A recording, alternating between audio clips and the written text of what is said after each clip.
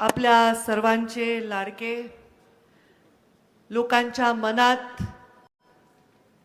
ज्यांचं स्थान होतं, सुखदुःखाला एका हाकेवर जाणारे माझेही लाडके मुंडे साहेबांचे खूप खूप प्रेमाचे असे शिवाजीराव कर्डिले साहेब. मी त्यांना कधी पूर्ण नावाने हाक नाही मारली, नेहमी कर्डिले साहेब म्हणायचे. काही लोकांना साहेब म्हणताना एक तो कर्डिले साहेब म्हणताना व्हायचं, ते टोपी, त्यांचं ते त्यांचा स्वभाव नेहमी हसू. आज त्यांना मी आदरांजली वाहते. मंचावर विराजमान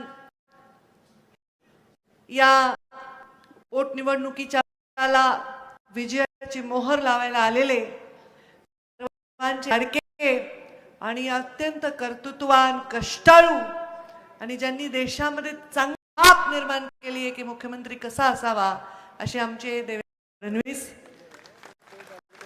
मंचावर उपस्थित विधान परिषदचे सभापती आणि आमचे बंधू, मी म्हणत होते की आमचा रुबाबदार आहे फार सती, असे आमचे शिंदे. मंचावर उपस्थित स्वतः या निवडणुकीची जबाबदारी कर्डिले साहेबांचा भाऊ असल्याप्रमाणे जे घेत आहेत आणि प्रत्येक गोष्टीची बारीक आहेत ते आदरणीय राधाकृष्णजी विखे पाटील साहेब. मंचावर उपस्थित माझ्या सहकारी आमदार मोनिकाताई राजळे, आमदार विठ्ठलरावजी लंगे, आमदार विक्रम पाचपुते, काशीनाथजी दाते, माझ्या या निवडणुकीला प्रभारी म्हणून इथे मुक्काम करून गोष्ट हलवत आहेत ते आमचे बंधू आमदार प्रसाद लाड, आमदार खताळ, आमदार संग्राम जगताप, आमचे ओबीसीचे तळागाळात काम करणारे प्रदेशाचे महामंत्री विजयजी चौधरी, रवीजी अनासमुरे संघटन, आणि हे सगळं प्रत्यक्षात एक व्यवस्थित शिस्तबद्ध आणि नियमाने प्लॅनिंग करत असणारे आमचे भाऊ आणि माजी खासदार डॉक्टर सुजय विखे पाटील, माजी आमदार स्नेहलताई कोले, दिलीपरावजी भालसिंग, अनिलजी मोहिते, ज्योतिताई गाडे, सत्यजित कदम, आणि साठी आपण सर्व इथे होत ते आमच्या महायुतीचे उमेदवार अक्षय शिवराव कर्डिले. खर तर जेव्हा अक्षयचं भाषण चाललं होतं, मन पाहत होते, बोलण्याचा चढ उतार बघत होते आणि त्याच्या हृदयातलं दुःख क्षणोक्षणी मी अनुभवत होते. आणि त्यांनी पण म्हटलं की पंकजाताई, या दुःखात मी ओळखता, ईश्वर करो असं दुःख कुणावरच येऊ नये. कर्डिले साहेबांचं काही वय नव्हतं जाण्याचं आणि पहिलवान गडी हसमुख पडले तरी मी बघितलेले त्या काळातले कर्डिले साहेब. मुंडे साहेब माझ्या घरी पुण्याला जेव्हा मी राहायचे तेव्हा मुंडे साहेब पुण्याला यायचे आणि दरवेळी एक मीटिंग ठरलेली असायची, म्हणजे शिवाजीराव कर्डिले माझे मित्र येणार आहेत, ते आले तर त्यांना चहा दे, त्यांना जेवायचं की नाही विचार, त्यांची काळजी घे, मी त्यांना आमदार करणार आहे. हे मुंडे साहेबांनी जाण्याच्या आधीच ठरवलेलं होतं. हे प्रेम होतं, त्याचं ते सगळं मी बघत होते, ऐकत होते.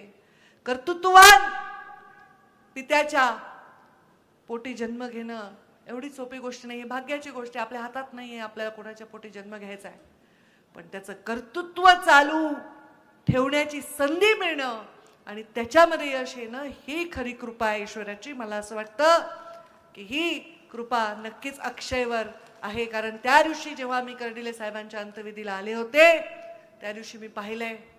आता आपण सभा सावलीत ठेवली आहे, पण त्या दिवशी भर उन्हामध्ये अख्खा राहुरीचा परिसर रडत होता, कर्डिले साहेबांना परत या म्हणून घोषणा देत होता.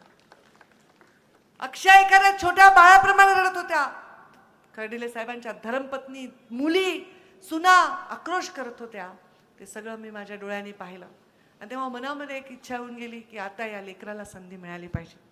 बघा कसं चांगलं बोललं लेकरू, हो, किती चांगलं भाषण केलं. मी त्याला विचारलं, अक्षय वय काय?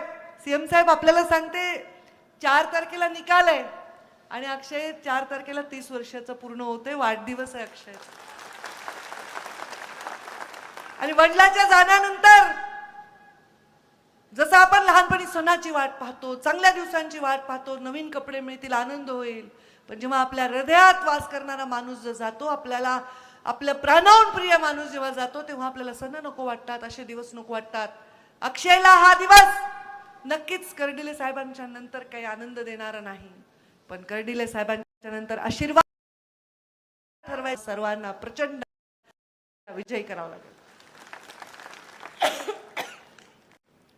या भागाचा विकास कसा करायचा आहे मला सांगायची गरज नाही. आपले पालक आहेत विखे पाटील साहेब आणि आमच्या सगळ्यांचे पालक आहेत कर्तृत्ववान मुख्यमंत्री देवेंद्रजी फडणवीस, ज्यांनी दुष्काळाच्या झळा बघितल्यात.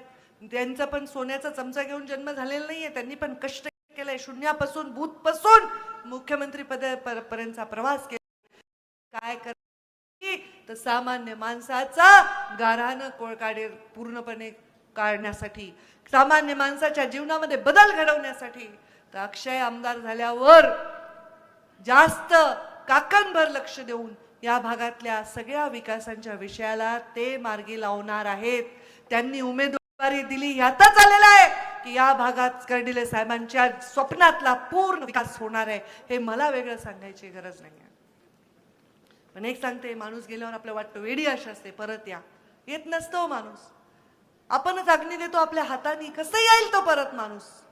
तो परत परत येईल अशी अपेक्षा करणं चूक आहे. पण त्याचे विचार जिवंत राहतील, त्यांनी बघितलेले स्वप्न जे अधुरे आहेत ते पूर्ण होत. ही अक्षय तुमची जबाबदारी आहे.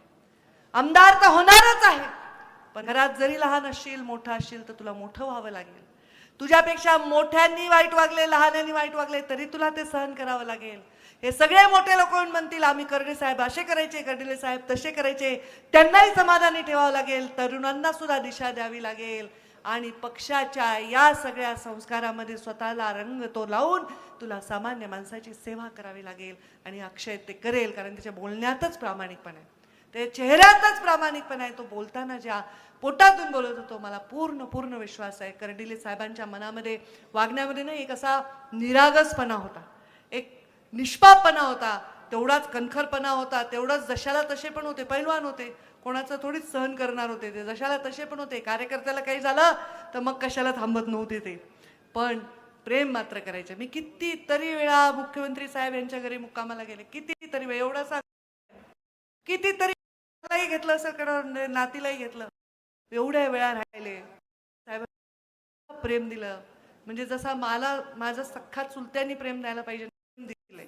अगदी अजून खात आहे ताई, मी मध्ये बरे नव्हतं, रोड तसं नाही, जरा तुम्ही साहेबांच्या लेखे अशा धष्टपुष्ट दिसल्या पाहिजे, इतकं बारीक प्रेम त्यांनी केलं. मला ते बघवलं नाही, त्यांना जे त्रास झाला, त्यांना ते पैलवान गड्याला जमलं नाही ना, मानक्याचा त्रास, चालणं फिरणं, आराम करणं माहीत नाही. आराम केला असता तरी जगले असते, पण आरामच नाही केला, सतत बाहेर, सतत लोकात, म्हणून हे झालं.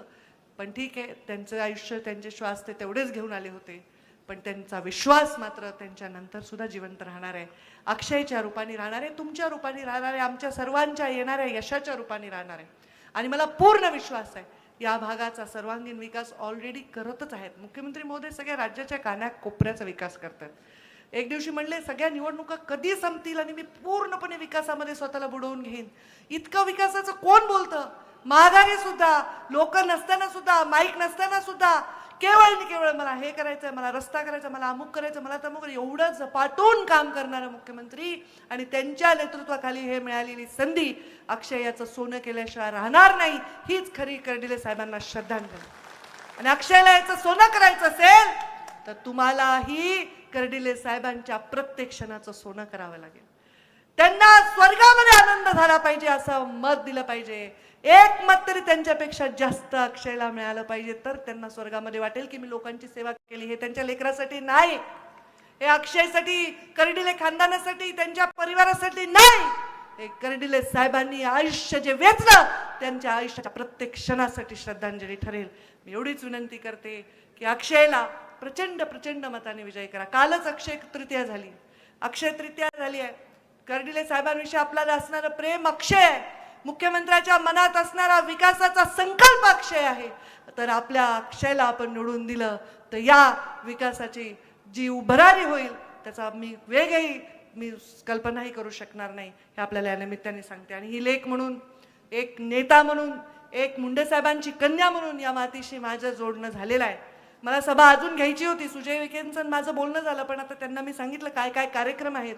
तर अक्षय निवडून आल्यानंतर त्याच्या विजयाची, मोनिकाताई, सभा आपण त्या 40 गावात एक वेगळ्या विजयाची सभा आपण घेऊ, जिथे मला सभेला येता आलं नाही. आलेत का तिकडचे लोक? आलेत का? मग विजयाच्या सभेला यायचं की नाही? मग एक पण मत कमी पडलं नाही पाहिजे, ही जबाबदारी आता तुमच्यावर आहे. अक्षय विजयी झाल्यानंतर तिथे येऊन आम्ही विजयाची सभा घेऊ आणि त्या लेकराच्या डोक्यावरून हात फिरवून त्याला आशीर्वाद देऊ आणि कर्डिले साहेबांचं